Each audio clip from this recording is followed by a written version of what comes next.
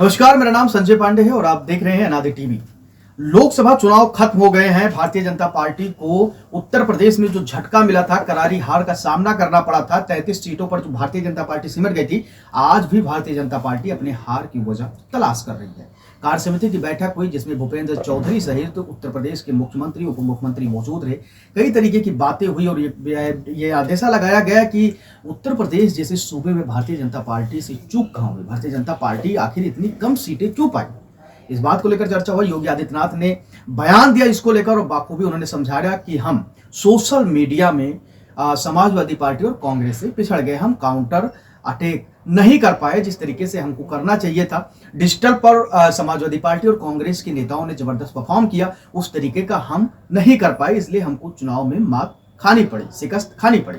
इसी बात को लेकर जब अयोध्या के नवनिर्वाचित सांसद अवधेश प्रसाद से बात की गई और कहा गया कि भारतीय जनता पार्टी कार्य समिति कर रही, लगातार मुआयना कर रही है और अलग अलग जगह जाके कार्यकर्ताओं से मिल रही और जानने की कोशिश कर रही है कि आखिर में उत्तर प्रदेश में हम 80 लोकसभा सीटों में से सिर्फ 33 सीटें कैसे जीत पाए और इतना कम सीटें हमको क्यों मिला।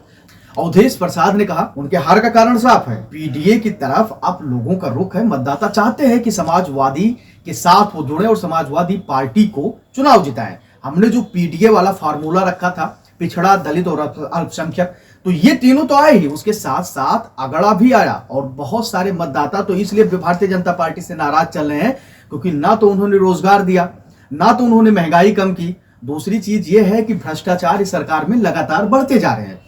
इसको लेकर भारतीय जनता पार्टी को सोचना चाहिए था और 27 में उनका तो बिल्कुल तरीके से सूफड़ा साफ होना तय है। अवधेश प्रसाद का कहना है कहीं ना कहीं कि भारतीय जनता पार्टी अब समाप्तवादी की तरफ अग्रसर है। भारतीय जनता पार्टी से जो लोगों का अट्रैक्शन था वो खत्म हो गया है और हम एक बार 27 में फिर से विधानसभा चुनाव में समाजवादी पार्टी की सरकार बनाने जा रहे हैं क्योंकि अब लोग भारतीय जनता पार्टी की नीतियों को समझ गए हैं। वो धर्म की राजनीति करते हैं, ना कि विकास की। अगर विकास की राजनीति किए होते तो उनकी नौबत उत्तर प्रदेश में इस तरीके से ना हुई होती। वैसे आपको क्या लगता है कि उत्तर प्रदेश में भारतीय जनता पार्टी को जो 33 सीटें मिली और एक बड़ी सफलता भारतीय जनता पार्टी यहां हासिल नहीं कर पाई, उसको लेकर आप क्या कुछ सोचते हैं, क्या कुछ कारण रहा है? आप अपनी राय हमारे कमेंट सेक्शन में दे सकते हैं। धन्यवाद।